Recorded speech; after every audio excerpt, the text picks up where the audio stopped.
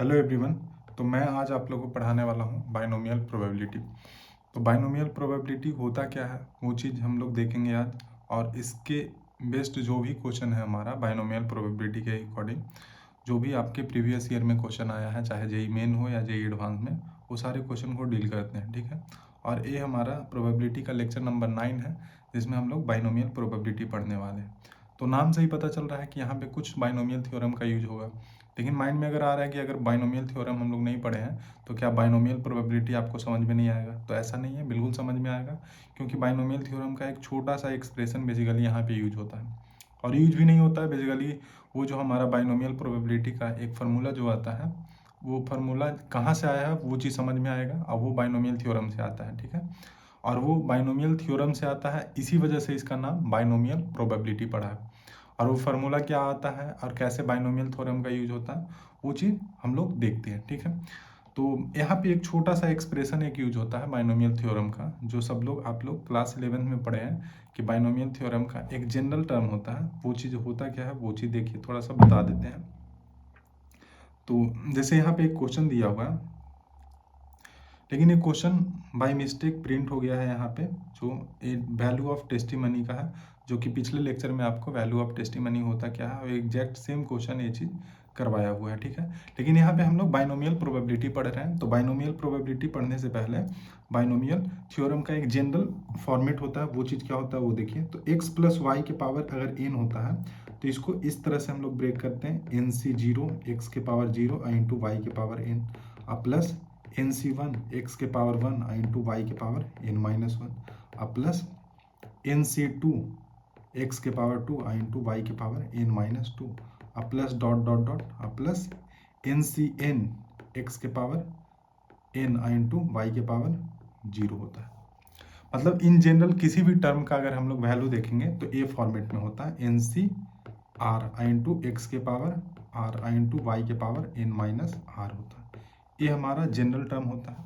और exact same इसी तरह एक हमारा जो बाइनोमियल प्रोबेबिलिटी में जो फार्मूला होगा, इसी तरह से हमारा आता है। यहाँ पे एक्स वाई है, वहाँ पे पी और क्यू आता है। ठीक है ना, कि उसका जो फार्मूला आता है एन सी आर, अब पी के पावर आर इंटू क्यू के पावर n-r आता है। लेकिन यहाँ पे पी क्या होता है, क्यू क्या होता है, वो अलजेब्रा में पढ़ना होता है। एक्स वाई जो होता है अलजेब्रिकल आइडेंटिटी होता है। यहाँ पे पी और क्यू जो होता है बेसिकली वो प्रोबेबिलिटी से रिलेटेड होता है, मतलब बेसिकली प्रोबेबिलिटी होता है, प्रोबेबिलिटी का वैल्यू होता है। यहाँ पे सक्सेस का और फेलियर का वहाँ पे प्रोबेबिलिटी दिया हुआ रहता है। तो बाइनोमियल प्रोबेबिलिटी क्या होता है वो चीज़ देखते हैं। लेकिन अगर मान लेते हैं कि आपको बाइनोमियल प्रोबेबिलिटी नहीं पता हो, और उसका कंसेप्ट क्या होता है, उसका एक्सप्रेशन क्या आता है, फार्मूला क्या होता है और कैसे यूज होता है, उसके बावजूद भी अगर एक क्वेश्चन दे दिया जाए तो बिना बाइनोमियल प्रोबेबिलिटी के और बिना उसके कंसेप्ट के भी हम लोग इन जनरल टर्म में बना सकते हैं। अब वो कैसे बनाएंगे वो चीज़ ध्यान से देखिए। तो जैसे एक क्वेश्चन के थ्रू हम लोग समझते हैं बाइनोमियल प्रोबेबिलिटी, और बाइनोमियल प्रोबेबिलिटी उसको बोलते क्यों है। तो जैसे ये हमारा क्वेश्चन है, क्वेश्चन नंबर हमारा जो फर्स्ट है, बेसिकली ये सेकंड लिखा हुआ है लेकिन फर्स्ट ही है बाइनोमियल प्रोबेबिलिटी का।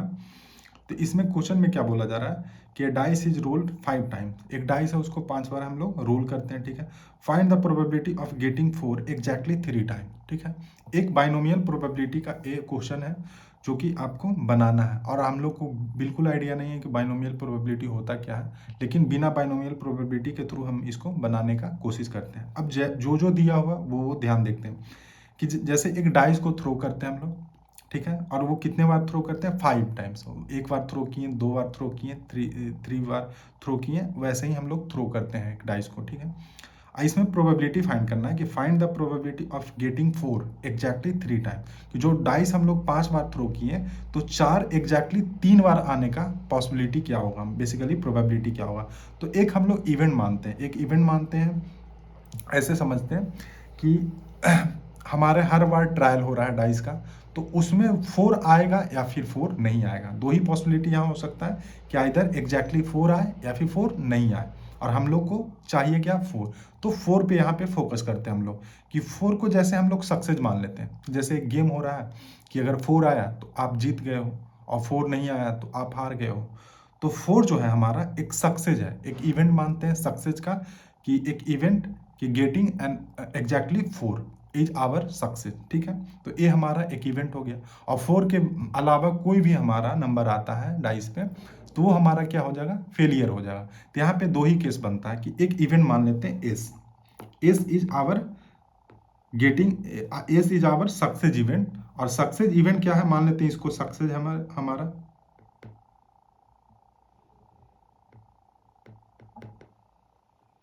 और ये जो इवेंट है हमारा वो क्या है हमारा कि गेटिंग एग्जैक्टली 4, ये हमारा सक्सेस है। और एक एस से डिनोट करते हैं इस इवेंट को, हम लोग एस मान लिए, ठीक है। तो कोई भी एक डाइस थ्रो होता है तो 4 एग्जैक्टली आने का इसका प्रोबेबिलिटी क्या होगा, तो हम लोग ऐसे लिख सकते हैं कि probability of s is equal to 1/6, ठीक है ना। कि एक डाइस थ्रो होता है और 4 आने का प्रोबेबिलिटी क्या होगा, तो 1/6, कि एक ही चांस है आउट ऑफ 6 में, तो 1/6। और एक क्या होता है कि हम लोग डाइस को थ्रो किए, 4 आए तो सक्सेस हो गया, और 4 नहीं आए तो फेलियर हो गया। तो फेलियर को हम लोग एफ से डिनोट करते हैं कि एफ हमारा एक हमारा इवेंट है, इसको हम लोग फेलियर लिखेंगे, ठीक है ना। और इसका जो प्रोबेबिलिटी होगा कि probability of failure is equal to 5/6, ठीक है। अब पूरे प्रोबेबिलिटी में हम लोग एक चीज पढ़ते हैं कि कॉम्प्लीमेंट्री इवेंट क्या होता है, क्या इधर सक्सेस हो या फिर हमारा फेलियर हो, और दोनों का सम क्या होता है, बेसिकली 1 होता है। यानी कि अगर P S plus P F देखेंगे हम लोग तो क्या हो जाएगा, हमारा 1 हो जाएगा, कि या तो सक्सेस मिले या तो सक्सेस फेलियर मिले, ठीक है। लेकिन ये तो एक बार ट्रायल का हम लोग बेसिक एनालिसिस किए, लेकिन यहाँ पे जो एनालिसिस करना है वो 5 टाइम्स ट्रायल हो रहा है, मतलब 5 बार आपको डाइस को रोल किया जाता है, जिसमें एग्जैक्टली 3 टाइम्स हम लोग को सक्सेस चाहिए। मतलब एग्जैक्टली जो होता है 4 3 टाइम चाहिए, 4 का मतलब यहाँ पे सक्सेस, तो एग्जैक्टली सक्सेस हम लोग को कितने चाहिए, 3 चाहिए और 2 फेलियर चाहिए, ठीक है। मतलब अगर मान लेते हैं कि एक आदमी डाइस को थ्रो कर रहा है, एक आदमी नोट कर रहा है, तो नोट कर रहा है तो 5 बार नोट करेगा वो, ठीक है। तो 5 बार नोट करेगा तो उसको एग्जैक्टली 3 टाइम्स सक्सेस चाहिए, ठीक है ना। तो ऐसे समझते हैं कि फर्स्ट ट्रायल में हम लोग को सक्सेस मिल गया। ये कोई जरूरी नहीं है कि इसी ऑर्डर में होगा हमारा, कि फर्स्ट ट्रायल में हम लोग को फेलियर भी मिल सकता है, लेकिन एग्जैक्टली 3 टाइम्स हम लोग को एनी हाउ सक्सेस चाहिए, ठीक है। और इसी का प्रोबेबिलिटी निकालना है कि मान लेते हैं कि हम लोग फर्स्ट ट्रायल हम लोग किए, सक्सेस मिल रहा, सेकंड में भी सक्सेस मिल गया, थर्ड में भी सक्सेस, अब एग्जैक्टली हम लोग को 3 सक्सेस मिल गया, 3 तो सक्सेस चाहिए ना, और बाकी जो आया वो 2 फेलियर मिल गया। या फिर ये भी हो सकता है कि फर्स्ट में हम लोग को फेलियर मिल जाए, फिर सक्सेस मिल जाए, फिर फेलियर मिल जाए, इसका ऑर्डर चेंज हो सकता है। तो अगर ऑर्डर चेंज हो सकता है तो कितना पॉसिबिलिटी है इसको लिखने का, यानी कि कितना वे है हम लोग को लिखने का। तो बेसिकली ये तो परमुटेशन कॉम्बिनेशन का एक सवाल आ गया कि 5 ऑब्जेक्ट है जिसमें 3 ऑब्जेक्ट जो है आइडेंटिकल है और 2 ऑब्जेक्ट है आइडेंटिकल है, और इसको अरेंज करने का कितना वे होगा। तो हम लोग ऐसे भी लिख सकते हैं कि 5 आइटम्स है, 5 ट्रायल होगा, उसमें सक्सेस कितना चाहिए हम लोग को, 3, तो 3 का ही तो सिलेक्ट करना है ना, तो 5C3 लिखेंगे। और इसको हम लोग ऐसे भी लिख सकते हैं 5C3 को factorial 5 upon factorial 3 into factorial 2। ऐसा क्यों लिखते हैं, जैसे 5 हमारे पास डिफरेंट आइटम्स है, ठीक है, उसको अरेंज करना है तो कितने से करेंगे, फैक्टोरियल 5 से, लेकिन उसमें 3 है जो आइडेंटिकल है तो फैक्टोरियल 3 से डिवाइड कर देंगे, 2 आइटम जो है वो भी आइडेंटिकल है तो फैक्टोरियल 2 से डिवाइड कर देंगे। तो इतना वे से हम लोग क्या करेंगे, प्रोबेबिलिटी चाहिए कि ये तो प्रोबेबिलिटी ही निकाल रहा है ना कि बाट find the probability of getting 4 exactly 3 time, तो कितना वे से हम लोग इसको सिलेक्ट कर सकते हैं, 5C3 से, ठीक है ना, कि एग्जैक्टली हम लोग को 3 सक्सेस मिल गया और 2 हमारा फेलियर मिल गया। लेकिन एग्जैक्ट प्रोबेबिलिटी ये तो होगा नहीं, क्योंकि ये जो एस जो है, एस बेसिकली एक वर्ड और एक लेटर नहीं है, ये एक इवेंट हो रहा है। सक्सेस क्या हो रहा है, एक इवेंट हो रहा है, तो सक्सेस होने का भी तो पॉसिबिलिटी यहाँ लिखना चाहेगा ना, कि जो सक्सेस ये हुआ है इसका प्रोबेबिलिटी कितना है, तो 1/6। ये जो सक्सेस है इसका पॉसिबिलिटी कितना है होने का, तो 1/6, और इसका कितना है 1/6, क्योंकि जितना भी सक्सेस हमारा यहाँ पे अकर हो रहा है उसका होने का भी प्रोबेबिलिटी तो लिखना पड़ेगा ना, और सब एक इंडिपेंडेंट इवेंट है, तो इंडिपेंडेंट में क्या होता है, बेसिकली मल्टीप्लाई होता है। फेलियर का भी लिखना होगा, तो फेलियर का कितना है हमारा 5/6 इंटू 5/6, क्लियर है। अगर इसको यहाँ पे हम लोग लिखते हैं तो क्या लिख सकते हैं, 5C3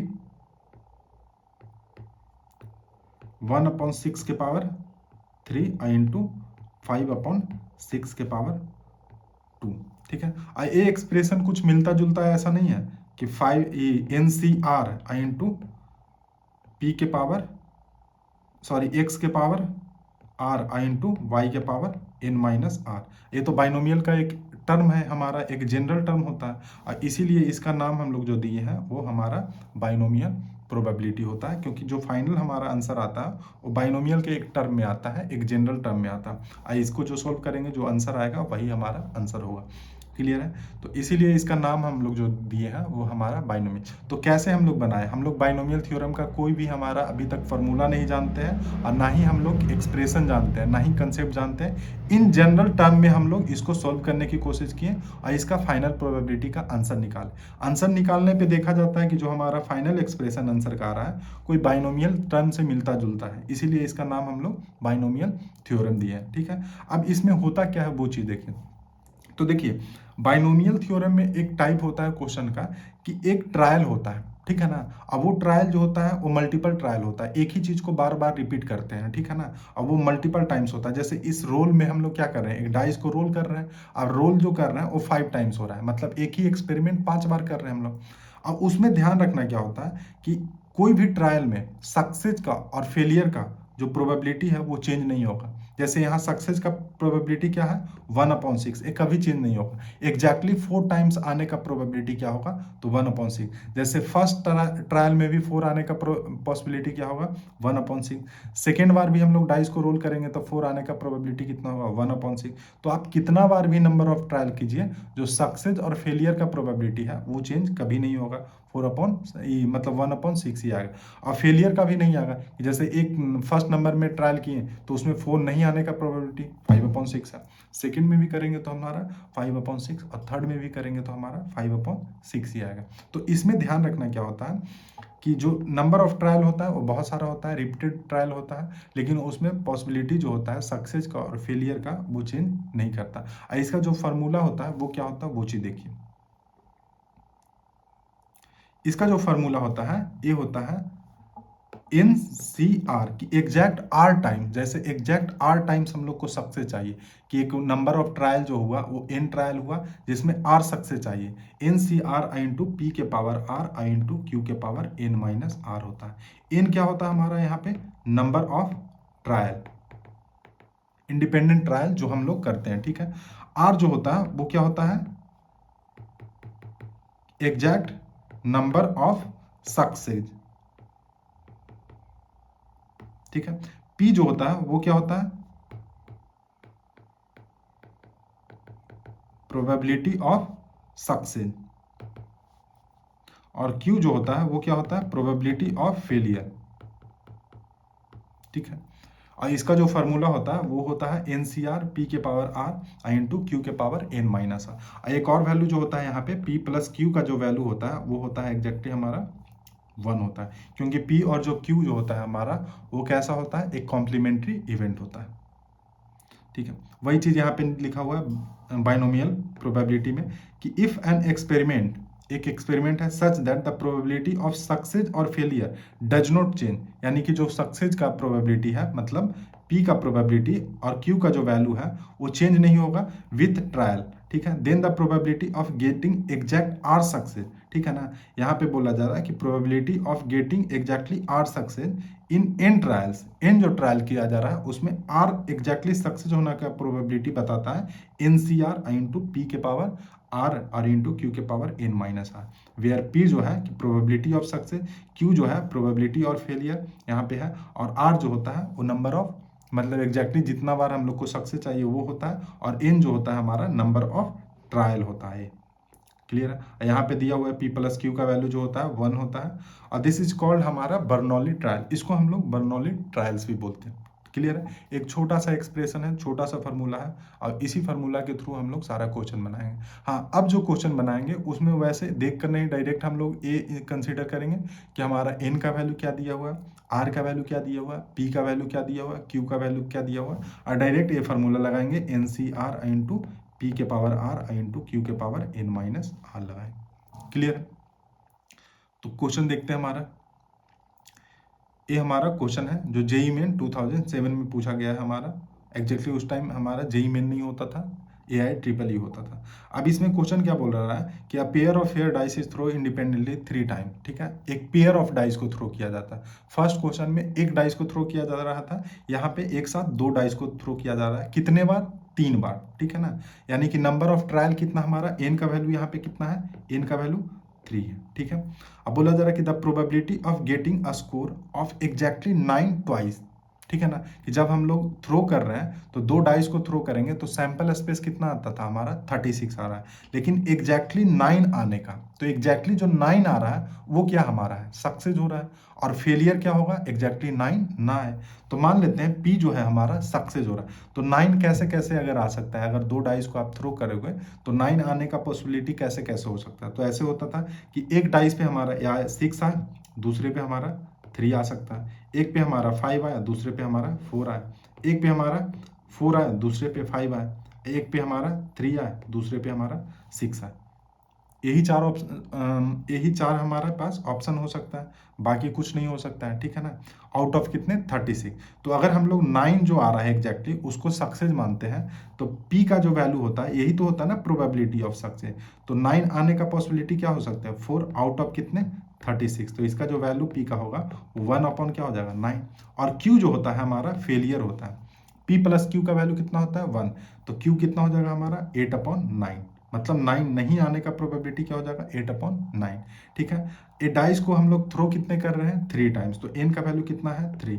और हम लोग को एग्जैक्टली सक्सेस कितने टाइम चाहिए, ट्वाइस, मतलब 2 बार। तो आर का जो वैल्यू है यहाँ बेसिकली 2 है। तो डायरेक्ट फार्मूला पे लगा देते हैं। तो फार्मूला क्या हो जाएगा, एन सी आर पी के पावर आर इंटू क्यू के पावर एन माइनस आर। सब वैल्यू रख देते हैं यहाँ पे। तो एन का वैल्यू कितना है, 3C2, पी का पावर, पी का मतलब 1 अपॉन 9 का पावर 2 और इंटू 8 अपॉन 9 का पावर 1 हो गया। 3C2 का वैल्यू कितना हो जाएगा हमारा, 3। और ये कितना हो जाएगा, 1 अपॉन 81। और ये कितना हो जाएगा, 8 अपॉन 9। ये 3 से कैंसिल हो जाएगा। 81 3 जा 243, हाँ। तो 8 अपॉन 243, यानी कि ऑप्शन नंबर बी। ये आसान सा क्वेश्चन है। तो यही था हमारा बर्नौली ट्रायल यानी कि बाइनोमियल थ्योरम, ठीक है। तो कितना आसान क्वेश्चन है, विद इन 10 सेकेंड या 20 सेकेंड के अंदर ये बनने वाला क्वेश्चन है हमारा। अब नेक्स्ट क्वेश्चन देखते हैं हम लोग।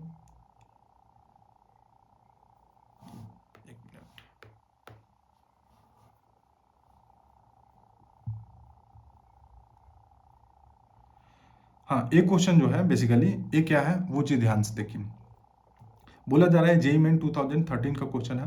बोला जा रहा है कि मल्टीपल चॉइस एग्जामिनेशन, ठीक है, हैज 5 क्वेश्चन। एक एग्जाम है जिसमें 5 क्वेश्चन है, मल्टीपल चॉइस MCQ है, ठीक है। Each question has 3 alternative answer of which exactly 1 is correct, ठीक है। तो हम लोग बेसिकली जितना भी हम लोग एग्जाम देते हैं जिसमें 4 ऑप्शन होता है, लेकिन यहाँ पे 3 ही ऑप्शन है जिसमें एक आपको करेक्ट है, ठीक है। The probability that a student will get 4 और more correct answer just by गेसिंग इट, ठीक है ना, कि एक स्टूडेंट है वो गेस करके सिर्फ आंसर को टिक कर रहा है, मतलब तुक्का मार रहा है बेसिकली। और तुक्का मार भी रहा है तो उसमें एग्जैक्टली 4 आना चाहिए, कि गेट 4 होना चाहिए और मोर, मतलब 4 होना चाहिए या तो फिर 5 सही हो, ठीक है ना। उसका पॉसिबिलिटी निकालना है कि 5 क्वेश्चन है हमारे पास, यानी कि नंबर ऑफ ट्रायल कितना है हमारे पास, एन का वैल्यू यहाँ पे कितना हो जाएगा, 5 हो जाएगा। 5 क्वेश्चन है ना, मतलब ट्रायल क्या मतलब कितने टाइम्स वो सेम एक्सपेरिमेंट कर रहा है। तो 5 क्वेश्चन में फर्स्ट क्वेश्चन को गेस करेगा, फिर सेम गेस जैसे फर्स्ट क्वेश्चन में किया वैसे ही सेकंड में करेंगे, तो थर्ड में करेगा, 4 में। तो नंबर ऑफ जो ट्रायल हुआ एन का वैल्यू यहाँ पे कितना है हमारे पास, 5, ठीक है। अब ये बोल क्या रहा है कि 5 जो है सक्सेस किसको हम लोग मानेंगे, कि कोई भी क्वेश्चन अटेम्प्ट किया, गेस किया, तुक्का मारा और सही हुआ। तो सक्सेस को किससे डिनोट करते हैं, पी से। तो पी का जो वैल्यू होगा वो कैसे होगा, तो एक क्वेश्चन में कितने ऑप्शन है, 3 ऑप्शन है और उसमें एक सही है, तो सही होने का पॉसिबिलिटी क्या हो जाएगा, 1/3, ये सक्सेस हो गया। फेलियर क्या हो जाएगा, क्यू का वैल्यू 2/3 हो जाएगा, ठीक है ना। लेकिन यहाँ पे प्रोबेबिलिटी क्या चाहिए, कि प्रोबेबिलिटी ऑफ स्टूडेंट को 4 मोर चाहिए, मतलब 4 एग्जैक्ट सही होना चाहिए या उससे ज़्यादा। यानी कि हम लोग सक्सेस कितने टाइम्स एग्जैक्टली चाहिए, 4 टाइम या फिर 5 टाइम चाहिए, आइदर 4 टाइम्स और 5 टाइम। तो जहाँ पे भी प्रोबेबिलिटी में या फिर सेट थ्योरी में आइदर और का केस आ जाए तो वहाँ पे क्या होता है, प्लस हो जाता है। तो हम लोग को क्या चाहिए कि NC यानी कि 5C4 चाहिए और P के पावर 4 यानी कि 1/3 के पावर 4 इंटू 2/3 के पावर 1, या फिर एग्जैक्ट 5 होना चाहिए सक्सेस का रेट, तो 5C 5 होना चाहिए। और P का पावर 1/3 का पावर कितना होना चाहिए 5, और 2/3 का पावर यहाँ पे मतलब एक भी गलत नहीं होना चाहिए, 0 होना चाहिए। अब इसको सोल्व करेंगे तो कितना हो जाएगा, तो 5C 4 का वैल्यू कितना होता है 5 इंटू ये 3 का पावर 4 और 3 का पावर 1, यहाँ पे 2 हो जाएगा इंटू 3 का पावर नीचे डिनोमिनेटर में 5 हो जाएगा। यहाँ 5C 5 का वैल्यू 1 होता है, अब बेसिकली ये तो वैल्यू 1 हो गया, तो यहाँ पे 1 का पावर 1/3 का पावर 5 हो गया।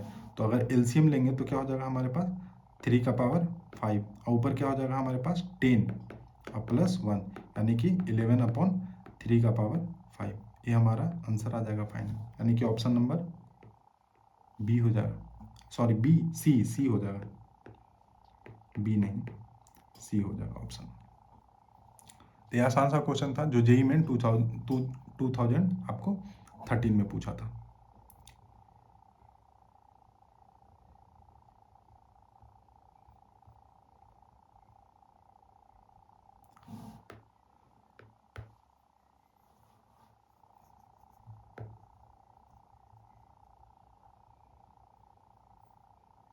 अब एक क्वेश्चन देखते हैं हम लोग, ठीक है ना।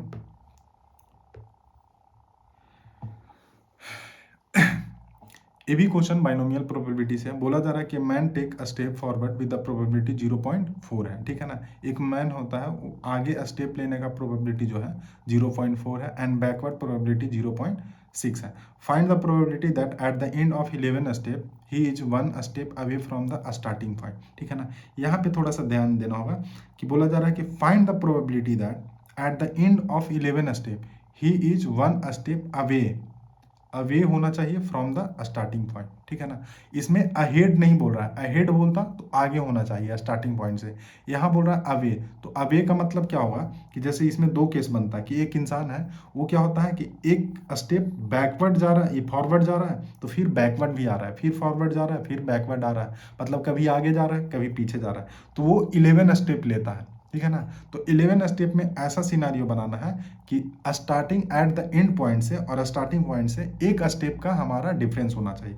तो एक कब होगा कि ये स्टार्टिंग से चला 6 स्टेप आगे जाएगा फॉरवर्ड, और फिर हमारा 5 स्टेप पीछे आएगा। मान लेते हैं स्टार्टिंग पॉइंट ओ है और यहाँ फाइनल पॉइंट पी है, तब क्या होगा एक स्टेप अवे है हमारा। या फिर ये भी सिनारियो बन सकता है कि 5 स्टेप आगे गया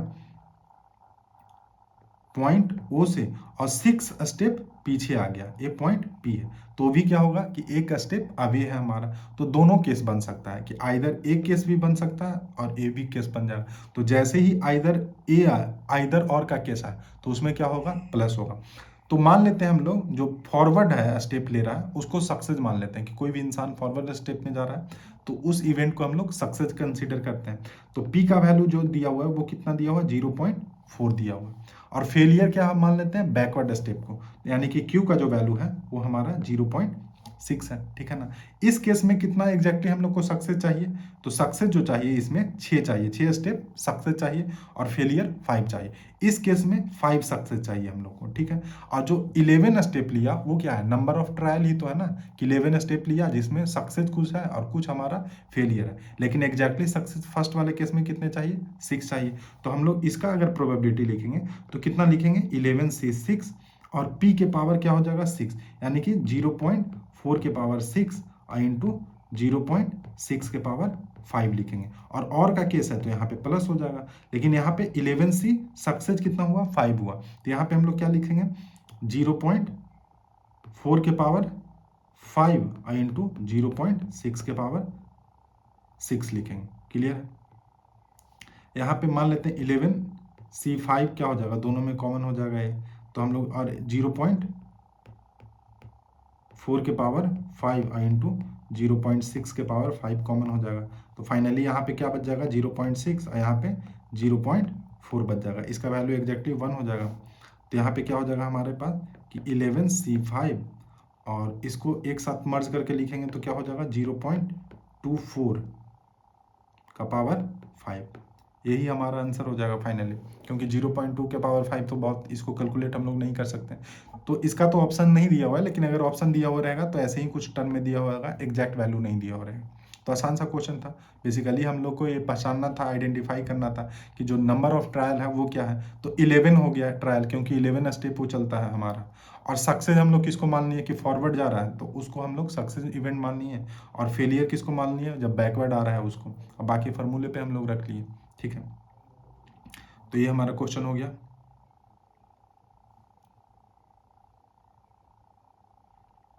हाँ, अब एक क्वेश्चन है जेई एडवांस 2009 का क्वेश्चन है। बेसिकली उस टाइम जेई मेन नहीं होता था, ट्रिपल ई होता था, और जेई आईआईटी जेई का अलग पेपर होता था उसमें। अब यहाँ देखने से ही लग रहा है जेई एडवांस का क्वेश्चन है, लॉग वगैरह भी है। तो प्रोबेबिलिटी में जब भी जेई एडवांस का क्वेश्चन आता है तो किसी एक इंडिपेंडेंट टॉपिक से नहीं होता, उसमें बहुत सारे टॉपिक को मर्ज करके देता है, ठीक है। तो इसमें क्वेश्चन क्या बोला जा रहा है कि इन ए बाइनोमियल डिस्ट्रीब्यूशन, ठीक है, एन पी ये सब चीज़ें दिया हुआ रहता है। एन क्या होता है, पी क्या होता है, आपको पता है। if the probability of at least one success is greater than or equal to 9/10, then n is greater than क्या होगा, ठीक है। ये बहुत अच्छा क्वेश्चन बोला जा रहा है कि एक बाइनोमियल डिस्ट्रीब्यूशन है जिसमें नंबर ऑफ ट्रायल क्या है हमारा, यहाँ पे n है। p क्या है, सक्सेस का प्रोबेबिलिटी है कितना, 1/few। तो यहाँ पे q का वैल्यू कितना हो जाएगा हमारा, फेलियर का 3/4 हो जाएगा, ठीक है ना। अब यहाँ पे क्या बोला जा रहा है कि प्रोबेबिलिटी के बारे में डिस्कस किया हुआ है कि if the probability of at least one success का प्रोबेबिलिटी दिया हुआ है कि ग्रेटर देन इक्वल टू क्या है हमारे 9/10 है, ठीक है। Then the n is greater than, basically n के बारे में आपको कमेंट करना है कि एन ग्रेटर देन किससे ज़्यादा होगा। ये 4 ऑप्शन हमारे पास दिए हो, ठीक है ना। तो ये पूरे एक्सप्रेशन को हम लोग अगर हम लोग मैथमेटिकल नोटेशन में लिखना चाहें तो कैसे लिख सकते हैं। बोला जा रहा है कि if the probability of at least one success. अब एटलीस्ट वन सक्सेस पे यहाँ पे फंस जाते हैं कि कैसे हम लोग लिखेंगे, एक सक्सेस मानेंगे कि 2 सक्सेस मानेंगे कि 3 सक्सेस मानेंगे। एटलीस्ट वन सक्सेस का मतलब क्या होगा, अगर हम लोग लिखेंगे तो ऐसे लिख सकते हैं कि एन सी 1 सक्सेस हुआ तो एन सी 1 लिखेंगे। अगर 2 सक्सेस हुआ तो आइदर 1 2 भी हो सकता है, तो n C plus n C 2 लिखेंगे। फिर अगर मान लेते हैं कि 3 सक्सेस आए तो एन सी 3 लिख सकते हैं हम लोग।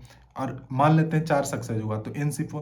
तो ऐसे तो हम लोग कुछ भी लिख सकते हैं ना, एन के बारे में तो पता ही नहीं है कि कितना है हम लोग को, ठीक है ना। तो इसको हम लोग तो ऐसे नहीं लिख सकते हैं, ऐसे तो हम लोग इनफाइनाइट हम लोग टर्म लिख सकते हैं और सबको ऐड करते जाएंगे। लेकिन यहाँ पे कुछ और चीज़ सोचना होगा कि प्रोबेबिलिटी एग्जैक्टली हम लोग लिखेंगे कैसे नोटेशन। तो बोला जा रहा है कि probability of at least one success, तो एक सक्सेस तो हम लोग को मिलना चाहिए। तो हम लोग ऐसे सोच सकते हैं कि कुछ ना कुछ हम लोग को सक्सेस चाहिए। ऐसे प्रोबेबिलिटी भी तो हम लोग लिख सकते हैं कि एक भी सक्सेस ना मिले, ठीक है ना। और 1 से हम लोग एक भी सक्सेस ना निकले वो माइनस कर देंगे, तो ये वाला हमारा सीन आ जाएगा कि एटलीस्ट 1 सक्सेस हम लोग को मिल जाएगा, ठीक है ना। कि हम लोग मान लेते हैं कि उसका प्रोबेबिलिटी हम लोग एग्जैक्ट निकालते हैं कि एक भी सक्सेस नहीं मिले। जो भी ट्रायल किए उसमें सारा का सारा एन ट्रायल किए और एन में ही एन बार फेलियर मिला, हम लोग को एक भी बार सक्सेस नहीं मिला। और 1 में से वो प्रोबेबिलिटी को अगर माइनस करेंगे तो उसी को तो बोलेंगे ना कि एटलीस्ट एक तो मिल जाएगा ना हमारा। तो हम लोग इसको ऐसे लिख सकते हैं कि 1 में से हम लोग वो प्रोबेबिलिटी निकाल रहे हैं कि जिसमें हर बार फेलियर मिला, मतलब एक भी सक्सेस हम लोग को नहीं मिला। तो 1 माइनस हम लोग क्या लिख सकते हैं, एन सी, और क्या लिखेंगे एन। एन सी एन में क्या मिला हम लोग को, फेलियर मिला। तो फेलियर के पावर एन होगा यहाँ पे। तो फेलियर कितना है हमारा 3/4। तो 3/4 का पावर क्या होगा यहाँ पे, एन होगा। और सक्सेस कितना मिला, एक भी बार नहीं मिला, यानी कि सक्सेस 1/4 का पावर कितना होगा, 0। तो ये क्या हो जाएगा, ये हो गया कि एक भी सक्सेस ना मिले, लेकिन 1 में से माइनस किए हैं तो उसमें पूरा टर्म क्या चेंज हो गया कि एटलीस्ट एक सक्सेस तो मिला हुआ होगा ना। और इसी का वैल्यू बोला जा रहा है कि ग्रेटर देन और इक्वल टू कितना है हमारे पास, 9/10। क्लियर है। अब इसको सोल्व कर लेते हैं। तो यहाँ 1/4 के पावर 0 1 बन जाएगा। एन सी 1 का वैल्यू हमारा कितना बन जाएगा, 1 बन जाएगा। तो इसको सोल्व करेंगे तो क्या हो जाएगा, 1 माइनस 3/4 के पावर एन, एक ग्रेटर देन इक्वल टू क्या हो गया हमारे पास, 9/10 हो गया। क्लियर। इसको थोड़ा सा 9/10 को इधर इक्वलिटी के साइड लेके आ जाते हैं, इसको ये साइड लेके आ जाएंगे। तो ये क्या हो जाएगा हमारे पास, 1 minus 9/10 greater than equal to 3/4 के पावर एन हो जाएगा। तो ये हो जाएगा हमारे पास 1/10 ग्रेटर देन इक्वल टू 3/4 के पावर एन, ठीक है। अब एन पावर में है बेसिकली यहाँ पे, लेकिन बाकी सारे चीज लॉग में लिया हुआ है और एन के बारे में ही बताना है कि एन ग्रेटर देन किससे होगा, ठीक है। तो इसको हम लोग नेक्स्ट पेज में देखते हैं। तो फाइनल जो एक्सप्रेशन हमारा आया है वो क्या आया है कि 1/10 is greater than equal to 3/4 के पावर n है। अगर दोनों तरफ हम लोग लॉग ले लेते हैं तो हम लोग लिख सकते हैं लॉग और 10 बेस के साथ ले लेते हैं, तो taking log both side with base 10, ठीक है। तो अगर log 10 लेंगे तो ऐसे लिख सकते हैं log 1/10 greater than equal to log 3/4 के पावर n है। इसको एक स्टेप और लिख देते हैं ऐसे log, अब बेस 10 है हमारा, यहाँ पे बेस 10, यहाँ पे भी बेस 10 है, ठीक है। यहाँ पे बेस 10 हो गया। यहाँ पे ऐसे लिख सकते हैं 10 के power -1 greater than equal to log n बाहर आ जाएगा, अब बेस 10 रहेगा 3/4 हो जाएगा। ये -1 बाहर आ जाएगा तो क्या हो जाएगा minus log base 10 into 10 greater than equal to n। इसको स्प्लिट कर देते हैं हम लोग ऐसे log 10 3 और माइनस log 10, यहाँ पे वैल्यू 4 हो जाएगा, ठीक है। दोनों तरफ क्या करते हैं हम लोग माइनस से मल्टीप्लाई कर देते हैं, तो क्या हो जाएगा इनइक्वलिटी का साइन क्या हो जाएगा चेंज हो जाएगा।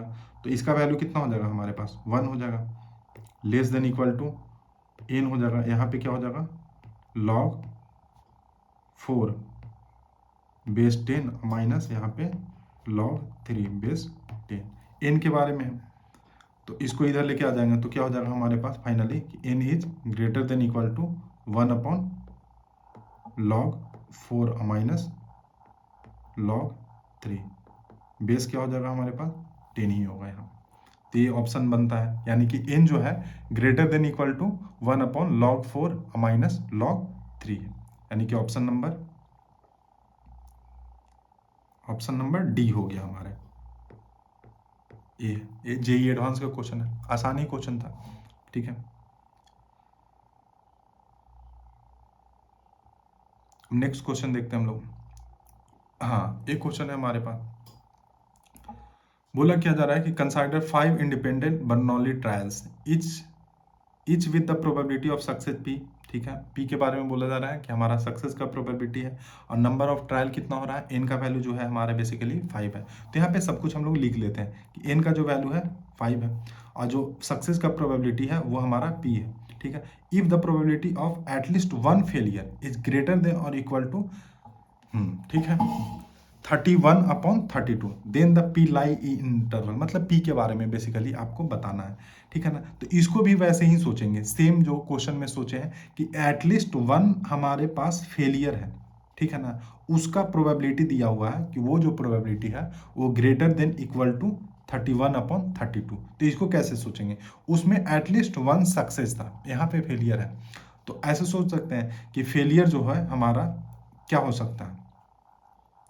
5 ट्रायल हो रहा है, बर्नौली ट्रायल हो रहा है, सक्सेस का प्रोबेबिलिटी क्या है पी है, ठीक है ना। If the probability of at least 1 failure, ठीक है ना, तो हम लोग ऐसे कर सकते हैं कि 1 फेलियर हो सकता है, सेकेंड टाइम्स 2 बार फेलियर हो सकता है, 3 टाइम्स भी फेलियर हो सकता है, लेकिन ये चीज लिख सकते हैं कि एक भी बार फेलियर ना हो, मतलब नंबर ऑफ 5 टाइम्स हुआ और 5 बार ही वो क्या हो जाए आपका सेलेक्ट हो जाए, मतलब 5 आप ट्रायल करते हैं और 5 बार में ही 5 बार में आपको सक्सेस मिले और उसको 1 में से माइनस कर लेंगे तो वही तो आ जाएगा ना कि एटलीस्ट एक फेलियर तो उसमें मिलेगा।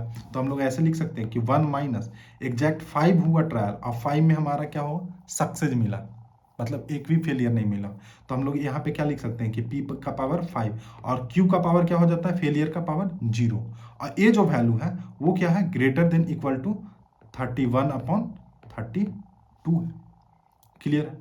अब इसको सोल्व करते हैं, q का पावर 0 का मतलब वैल्यू 1 और 5 से 5 का वैल्यू कितना होगा 1 होगा, यानी कि बेसिकली ये है कि 1 माइनस p का power 5 is greater than equal to 31/32 हो गया। इधर लेके आ जाते हैं हम लोग, तो ये क्या हो जाएगा 1 minus 31/32 greater than equal to p का पावर 5। इधर क्या हो जाएगा हमारे पास 1/32 greater than equal to p का पावर 5 हो जाएगा।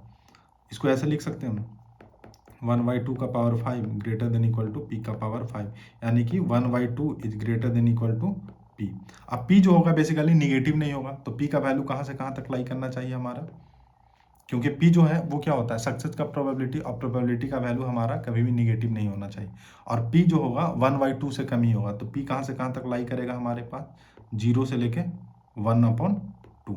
एग्जैक्ट 1/2 भी हो सकता है क्योंकि इक्वल टू का साइन है, तो ये सही है, इक्वल टू, हाँ, यानी कि ऑप्शन नंबर बी। यहाँ पे जो भी इंटरवल दिया हुआ है, यहाँ पे क्लोज इंटरवल होना चाहिए, ओपन नहीं। सब में दिया हुआ है, यहाँ पे थोड़ा सा मिस प्रिंट हो गया है, यहाँ पे क्लोज इंटरवल सब में था। तो आंसर जो होगा हमारा बी होगा कि 0 से लेकर 1/2 के बीच में।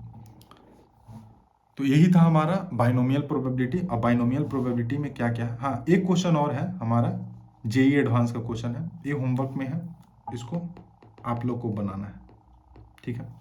तो ये जो था हमारा बेसिकली छोटा सा एक टॉपिक था बाइनोमियल प्रोबेबिलिटी का। अब बाइनोमियल प्रोबेबिलिटी क्या होता है, एक छोटा सा एक्सप्रेशन आया था, उसमें आइडेंटिफाई करना होता है कि नंबर ऑफ ट्रायल क्या होता है, सक्सेस का प्रोबेबिलिटी क्या है, और हमारा फेलियर का प्रोबेबिलिटी क्या है, फिर फार्मूला पे हम लोग क्वेश्चन को सोल्व कर लेते हैं।